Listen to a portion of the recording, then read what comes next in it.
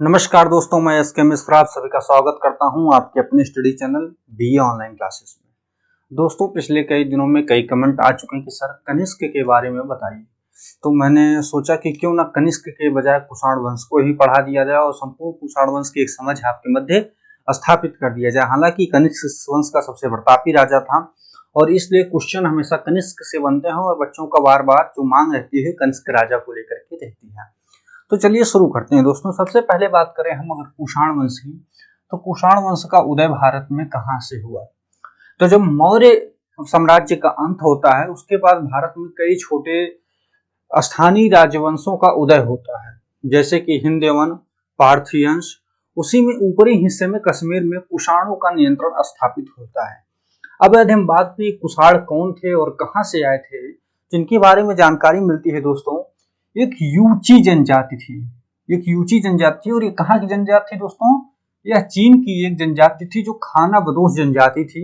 ये वहाँ के इनके सरदार चलते हैं और चीन से धीरे धीरे भारत की तरफ आगे बढ़ते हैं और भारत में आते आते यह जनजाति जो है 5 भागों में विभाजित हो जाती है। इसी में एक इसका भाग होता है जिसका नाम होता है कुइचुवांग या कुइसुवांग। इसी को आगे चल के कुषाण कहा जाता है। ये इनकी जनजाति का नाम है, ये इनके सरदार, ये इनके कबीले का नाम है। जनजाति कौन सी दोस्तों? यूची जनजाति। और ये कहाँ के मूलतः निवासी थे? ये चीन या मध्य एशिया के, जो चीन और मध्य एशिया के मिड का हिस्सा है वहां के निवासी थे। ये भारत की तरफ आगे बढ़ते हैं और ये मुख्यतः 5 भागों में विभाजित थे। उसी में से एक भाग था कुइचुवांग या कुइसुवांग कहा जाता है और इसके एक राजा थे क्यूजियो इस राजा का नाम था, जिसने अन्य सभी 4 कबीलों पर अपना नियंत्रण स्थापित कर लिया। इन चारों कबीलों को पराजित कर दिया और एक नए वंश की स्थापना की और उसी वंश को हम किस नाम से जानते हैं दोस्तों? कुषाण वंश के नाम से जाना जाता है। और इतिहास में इस राजा की पहचान जो क्यूजियो है, इसका जो पहचान होती है ये कुजुल कटफिशस से होती है। कुजुल कटफिशस यानी वही राजा जिसने कुषाण वंश की स्थापना की थी। और यह मान्यता जो हमें देते हैं वह डॉक्टर हेमराज चौधरी जी के द्वारा यह मान्यता प्रदान होती है। उन्होंने माना है कि कुजुल कटफिशस ही क्यूजियो था जिसने चारों अन्य जो कबीले थे उनका जो अंत कर दिया और एक नए साम्राज्य, एक नए वंश की स्थापना की जिसे कुषाण वंश कहा जाता है।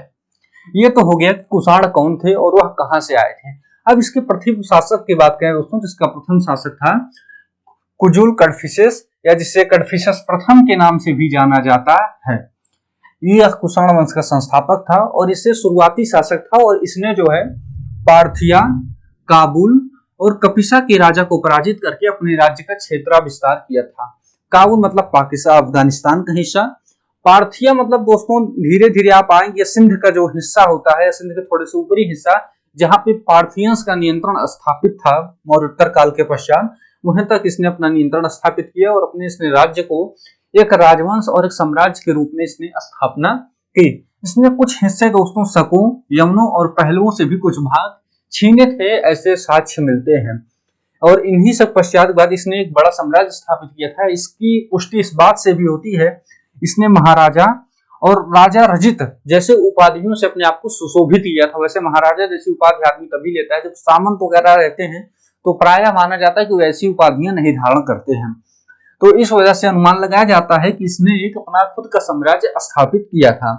यह अगर धर्म से बात करें तो यह बौद्ध धर्म का अनुयायी था और इसने तांबे के सिक्के चलाए थे। जो यूनानियों और रोमों से प्रभावित इसका प्रभाव दिखाई पड़ता है। इसने यह तांबे के सिक्के चलाए। अब इसके जो द्वितीय शासक होते हैं यानी कि कुजुल कटफिशस जो है, लगभग माना जाता है कि यह 60 से लेकर के 65 बीसी के एडी के आसपास इसकी मृत्यु हो जाती है और उसी के बाद इसकी गद्दी पे इसका पुत्र बैठता है विम कटफिशस या इसे कटफिशस द्वितीय के नाम से भी जाना जाता है। यह कनिष्क के पिता थे और कुषाण वंश की स्थापना में इनका भी एक महत्वपूर्ण योगदान था। इन्होंने अपने राज्य का विस्तार किया और जो राज्य अब तक पार्थिया यानी ऊपरी हिस्से पंजाब तक सीमित था, वह राज्य बढ़ करके अब पार्थिया से लेकर के मथुरा तक यहाँ तक इनका नियंत्रण स्थापित हो गया। और इन्होंने सोने व तांबे की मुद्रा चलाई।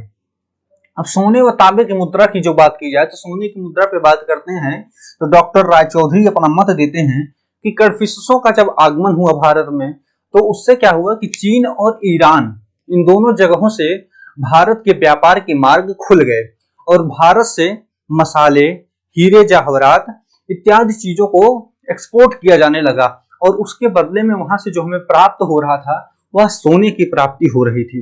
इसी कारण कुषाण वंश एक समृद्ध वंश बना और सोने की क्योंकि समृद्धि होने वजह से, इसी वजह से विम कन्फ्यूशियस प्रभावित होकर के सोने के सिक्के चलाए। वैसे कुषाण वंशों के नाम पर एक और सबसे बड़ा जो फरिहस्त इनके ऊपर हासिल है, इन्होंने सबसे शुद्ध सोने के सिक्के चलाए थे जो कहीं न कहीं इनके समृद्धि का प्रमाण प्रस्तुत करता है।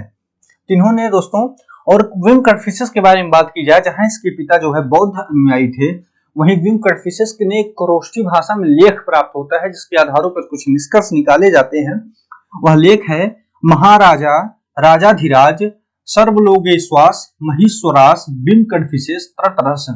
यह खरोष्ठी भाषा में लिखा हुआ लेख है जिसके बारे में बताया गया विम कन्फ्यूशियस ने महाराजा राजाधिराज सर्वलोकेश्वर तथा महेश्वर की उपाधि धारण की थी, जिससे यह माना जाता है कि यह शैव धर्म का उपासक था।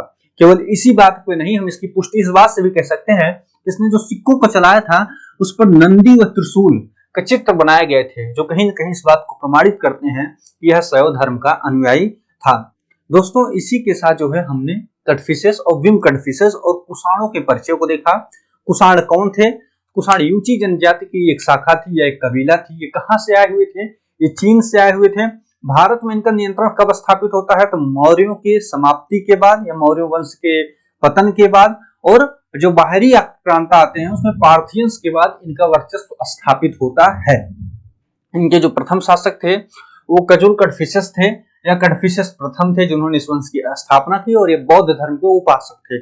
इनके जो द्वितीय शासक थे वे विम कन्फ्यूशियस थे या जिन्हें कन्फ्यूशियस द्वितीय के नाम से भी जाना जाता है। इन्होंने अपने साम्राज्य का विस्तार किया। ये तो हो गया हमारा कुषाण वंश का सामान्य सा परिचय दोस्तों। अब इसमें जो है जो सबसे महत्वपूर्ण राजा है वह इसके बाद स्थापित होता है जिसका नाम है कनिष्क। और मुझे लगता है कि कनिष्क एक ऐसा राजा है जिसके बारे में विस्तार से हमें एक वीडियो में बात करनी चाहिए। यहाँ शॉर्ट में इसको घसीटने का कोई मतलब नहीं है। तो दोस्तों, मिलते हैं अगले वीडियो में जहां हम सबसे पहले कनिष्क के राज्याभिषेक की तिथियों को लेकर के बहुत सारा मतभेद है और एग्जाम्स में इसकी तिथि पर ही लेकर के क्वेश्चंस बनते हैं। और अगले वीडियो में हम कनिष्क की तिथि या कनिष्क के राज्याभिषेक की तिथि पर विचार विमर्श करेंगे और क्या लोगों के जो उन्होंने दिया है स्टेटमेंट और उसके विरोध में या उसको गलत साबित करने में जो स्टेटमेंट दिया गया है उनके बारे में एनालिसिस को देखेंगे। तत्पश्चात हम कनिष्क के धर्म और कनिष्क के कला संस्कृति के बारे में अध्ययन करेंगे। तो मिलते हैं अगले वीडियो में। एक छोटे से वीडियो में आपका सभी का स्वागत था और आप सभी ने, उम्मीद करता हूं, कुषाण वंश को समझा होगा। वीडियो पसंद आई हो तो चैनल को सब्सक्राइब कर दीजिएगा, वीडियो को लाइक कर दीजिएगा। मिलते हैं अगले वीडियो में, तब तक के लिए धन्यवाद।